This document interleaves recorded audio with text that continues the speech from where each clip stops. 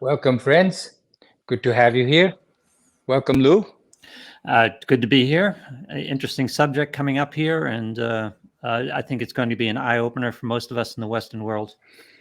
Yes, it's something very close to my heart and something that I promise you is going to blow your mind. You do not, most of you, if any, don't know this. And I have done a lot of research, and you should too, so you can confirm what I'm saying to you. The title is The Indian Holocaust. And Holocaust, as you all know, means and refers to a massive destruction, um, such as a population or like a genocide or forests or stuff like that. So here I'm talking about upwards of 37 million people being killed in India during the British reign in India. Something that many don't know. They blame it on the famines over the years, but there have not been these kind of famines prior to the British coming there. And now, with modern science, we're able to tell that these famines were not the reason for these massive deaths. And this is something that I came across quite by chance, and I followed up on it. And I suggest you do too. So, this is of such great importance that I'm hoping that this gets to the ears of some journalist or somebody who takes it to the next level and promotes it so that more people are aware of this. And whatever you, as the listener, can do, please forward this to somebody who can take this to the next level. This memory needs to be kept alive. This is already I'm in my mid 70s, and in my lifetime, from the time I was very young and living in India to now living in the United States, I can see that memories of such things are disappearing right in front of my eyes, like disappearing ink on paper. It's a tragedy, and it's going to take me more than just today's one episode to tell you about this. So please bear with me. You have all, I think, many of you have seen the movie Gandhi with Sir Richard Attenborough. If you haven't, it won 8 Oscars, I think, and you should see it.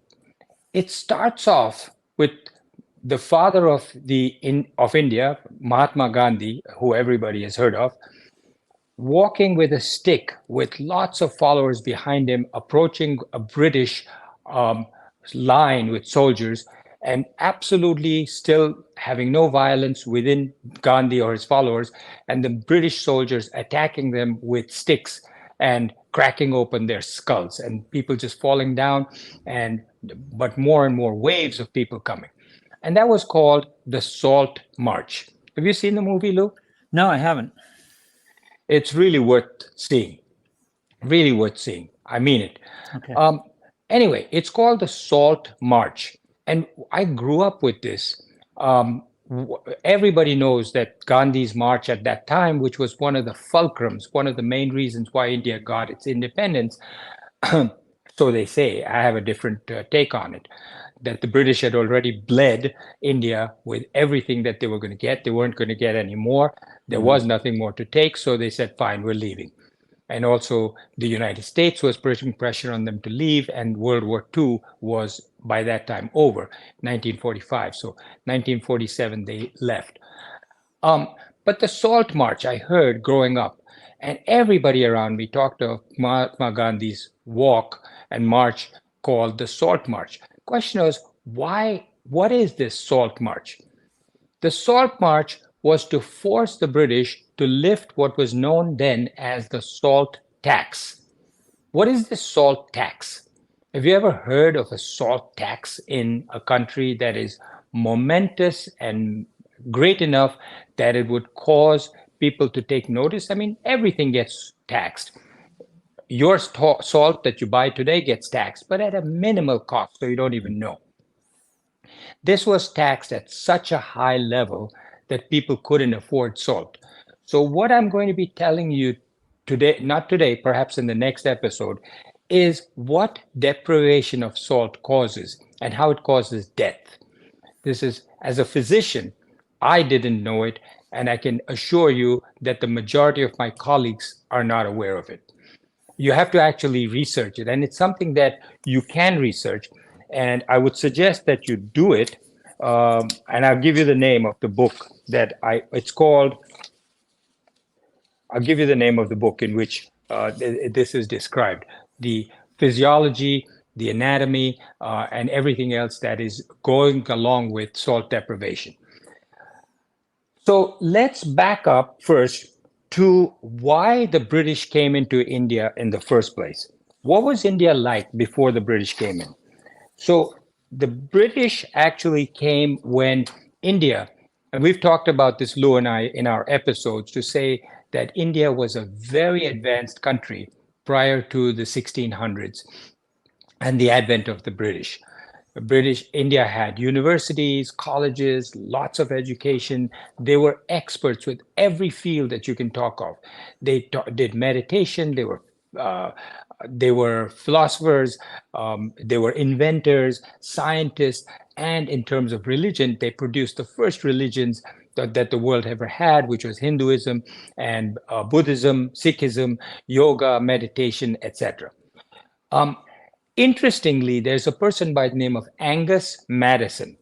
Angus Madison did a survey of what countries were like and their GDP going back hundreds of years. And Angus Madison said that in the 1700s or prior to the 1700s, before the British came in, excuse me, the prior to that time, India was the richest country in the entire world and had been for time immemorial until the British came, the richest country. This, it produced 23% of the entire world's GDP. Wow. 23%, that's a huge number. 23% of the world's GDP was produced by India. That included all of Europe. That is greater than all of Europe combined. By the time the British left, India's GDP contribution to the world was less than 3%. From being the richest country in the world, it became the poorest country in the world. Not only that, health-wise, India was extremely healthy. All the Indians, the population was extremely healthy prior to the British coming there. By the time they left, the standard of health was very, very poor. They were extremely unhealthy, malnourished, etc. So a little bit of history. In England was a feudal state. Feudal means there's a king, a monarch, king or a queen, and under that monarch, there are people that do the work, farmers, etc. And in return, they're given pieces of land to serve, and they are loyal to the monarch in return for this. What they do, they will toil the farms, and they get this piece of land. So it was a feudal country. In the 1600s, early 1600, or actually in the year 1600, a company was called the East India Company. This was founded by a charter by Queen Elizabeth I in 1600. And because at that time they realized that there was a way to get to India, and India was this very, very rich country. It was called a golden bird. Every country wanted to get there if they could. England, Portugal, Spain, France, all of these countries wanted to get there and get a piece of the action. Now, there's nothing wrong with that. Nothing wrong with setting up trading posts in India. An East India Company founded by a charter under Queen Elizabeth I set up East India Company, and they went to India and they set up these trading posts around the coast of India. One of the people there was this young man called Robert Clive. This is an interesting story in and of itself. Robert Clive was 17 when he went to India as a clerk, and he worked in what was then called Madras. And Madras, he worked there, and in 1756, an important year, the Nawab of Bengal said, enough of these white guys, the British. Yeah. Get them out of here. So he drove the East India Company out of its Calcutta trading post and said, get out of here. I don't want you. That was the Nawab of Bengal. Robert Clive, who has been described as a juvenile delinquent when he left from England because he was always in trouble and very aggressive as a fighter, took up the mantle, took the British flag, and actually went and fought with the Nawab of Bengal when he pushed the East India Company out of Bengal, out of Calcutta. And he won in this battle, which is famously known as the Battle of Plassey. He fought the Nawab, he won, and he got the Nawab off the throne. In return, instead of putting himself, Robert Clive, on the throne because he was a Britisher, he'd get in trouble with the British government because don't forget, he was still under charter from Queen Elizabeth, and the government took a big chunk of profits from East India Company, but he wasn't totally in charge. So he put this person called Mir Jafar on the throne. My grandchildren watch Aladdin on Disney TV, and there's this evil guy called Jafar. Mir Jafar was put on the throne by Clive. And what Clive, very shrewd, did was he had Mir Jafar pay him 2,340,000 rupees. This and other things that he got made Robert Clive the richest man in the world at the time. At least in England. In India, there were still very rich people at the time. But 2,340,000 rupees as a down payment. He gave it to him, plus rentals of over 300,000 rupees per year. And he took for himself a private estate for his own home, which was 880 square miles. Wow. Think about that. I mean, right now from Boston to New York is like 300 miles, right? Yeah. Takes me 3 to 4 hours to get there by car at like 60, 70 miles per hour. And that's still not 800 miles, the 880 square miles. That's how big the property was that he took for himself. At age 32, he became instantly the richest of all Englishmen. And he was a very shrewd guy. He continued to do all kinds of shrewd things. And so that was in 1757. 2 years later, 1759, Robert Clive and the East India Company, here's where it starts, acquired the land on which were the Calcutta salt works. They were making salt. And they were East India Company started getting rent from the salt works. And Robert Clive doubled the rent. And now they were getting 1/5 of 1 rupee. Look at how minimal these things are. 1/5 of 1 rupee for 82 pounds of salt. And yet he got 2,340,000 rupees. That was 1759. He started to see that there was money in salt. In 1760, Clive went back to England and he said, I am so rich and I can continue to bleed India to get money. The only thing that can stop me is not the Indians, because I'm in control over there, but the British Parliament, because people were starting to say, what the heck are you doing? How did you get to be so rich? And ultimately they said, you made a pact with the devil. You're doing some evil things over there, which he was. So what Clive did was he bought what are known as rotten boroughs. He would just go and buy up a borough and say, okay, I own this borough. So he would have a voting right in the parliament. He bought enough rotten boroughs so that he had a controlling interest in not only the parliament, but he also bought up the East India Company. So now he owned the East India Company because he was so rich. Mir Jafar was made to keep giving him more and more taxes, keep raising it. At some point, he got tired and got afraid that he was going to be assassinated, and he abdicated. Clive then put instead of him somebody called Mir Qasim. Qasim replaced him, and he told Qasim that he now had to pay him. From Mir Jafar, he took 2,300,000. Now he said 5 million. Wow. At that time, it was a one-time payment of 2,300,000. Now it was a 5 million payment of silver every year. And he said, how am I going to give you that? He said, I don't care. Tax the people. So the people started to get bled from money. In 1762, 2 years after that, Mir Qasim was so appalled and disturbed by this that he got together with a lot of other Muslim kings around him and attacked the company merchants, East India Company. Clive took that as his opportunity to beat them all in 1764. The British defeated the Mughals once and for all.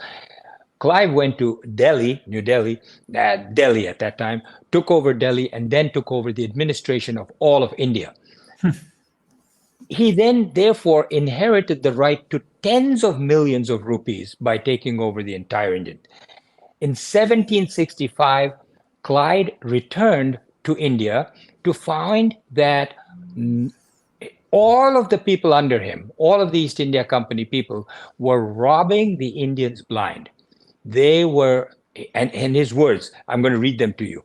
He said they looted and pillaged the country while Robert Clive, he says, I was in England. He said, such a scene, I'm quoting, such a scene of anarchy, confusion, bribery, corruption, and extortion was never seen or heard of in any country but India, nor such fortunes acquired in so unjust and rapacious a manner. That was him saying Wow. this about his employees when he had done the same thing. But the reason is employees were doing that is because they saw Robert Clive doing it. Yeah. So in 1765, Clive formed what he called the exclusive company. This was 61 of Clive's closest friends, and he got the largest share. And he said the exclusive company could make whatever profit it wanted on tobacco, betel nut, supari, and salt. Here was the salt. All production by anybody else except for the exclusive company was prohibited. Now, this story, if you have been bearing with me for the last 17 minutes, is about salt. And what you will find, I'm giving you a little preview. Many of these things will have to be repeated because I'm going to go into more than one part. It describes a hedge that the British built. Yeah. So if you look at the map of India, it is a V shaped. On the top, at the 2 points of the widest parts of the V, are the Himalayan mountains. And then the rest of it is a V. So salt comes from the ocean, one of the ways in which salt comes, and it comes from salt mines, or it comes from the earth, or salt lakes even. So what the British did was they created a hedge. The hedge was 2,300 miles long, 12 feet high, 12 feet wide, to go across the entire sea coast of India on the west coast and then up on the east coast. Majority of the world has never heard of this, and it was purely by accident that a person by the name of Roy Moxham heard about this and wrote a book called The Great Hedge of India.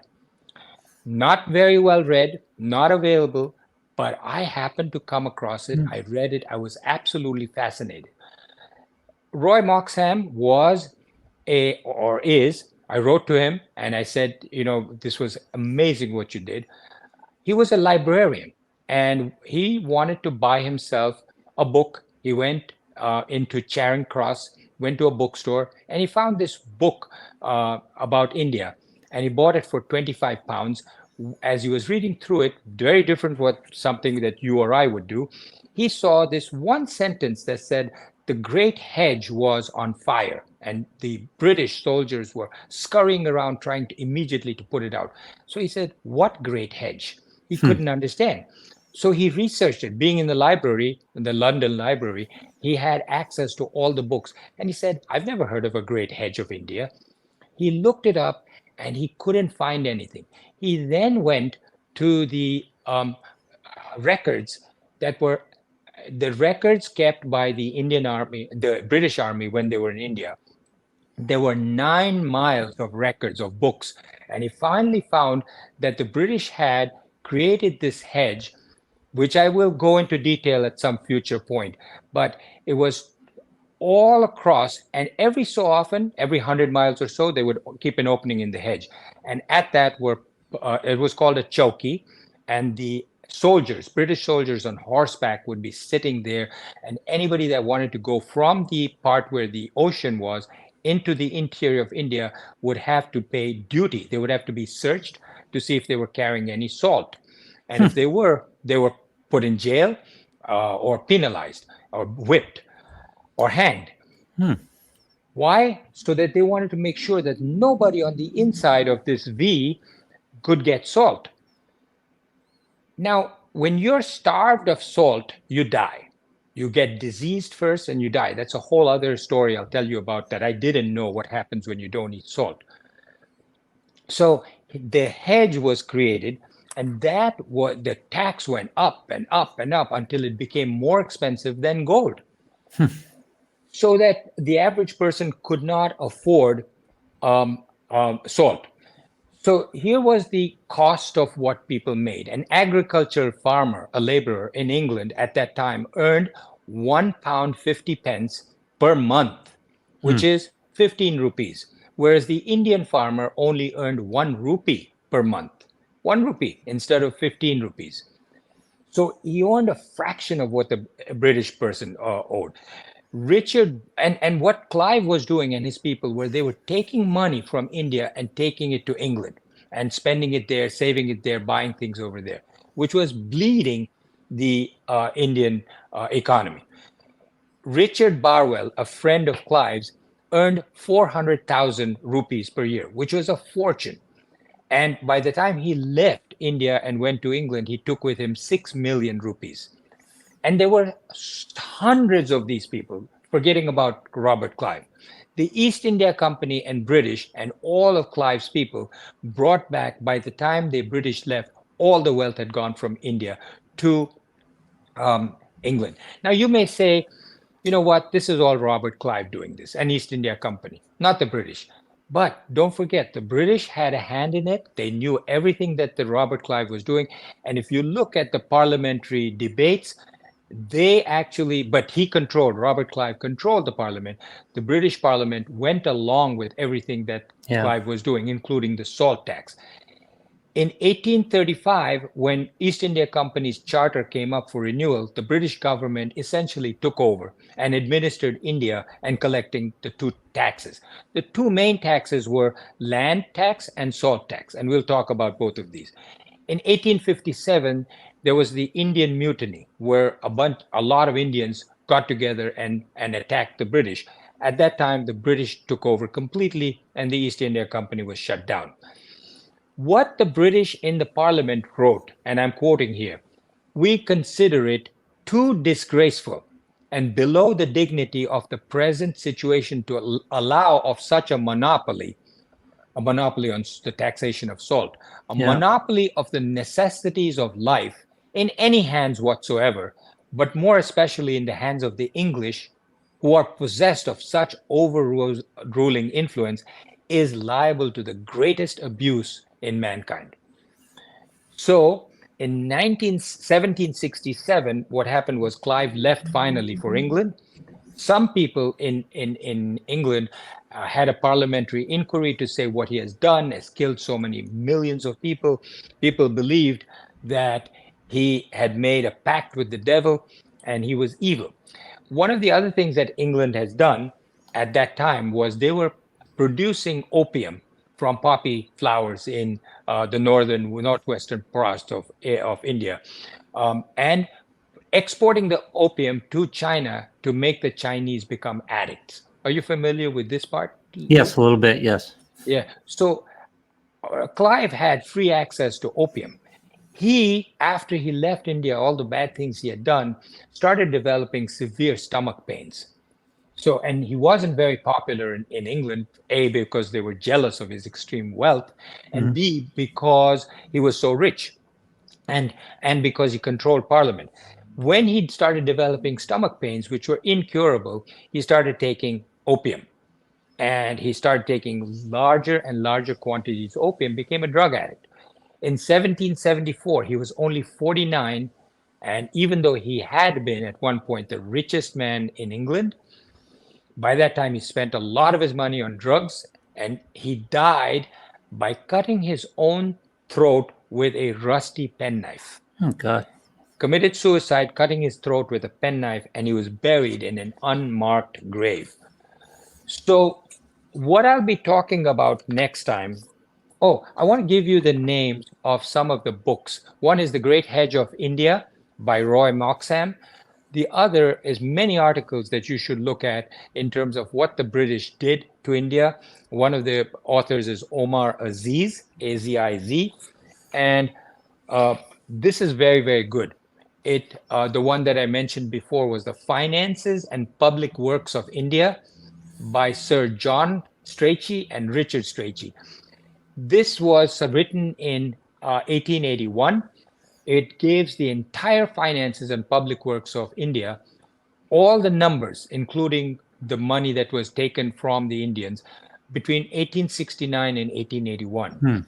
And this he describes in here, and I'll read this. To secure the levy of a duty on salt, there grew up gradually a monstrous system to which it would be almost impossible to find a parallel in any tolerably civilized country. A customs line was established which stretched across the whole of India, which in 1869 extended from the river Indus to the Mahanadi in Madras, a distance of 2,300 miles, and it was guarded by nearly 12,000 men. It would have stretched from London to Constantinople. Constantinople is the old name for Istanbul. Yes. The hedge would have stretched from London to Constantinople, and it consisted principally of an immense, impenetrable hedge of thorny trees and bushes.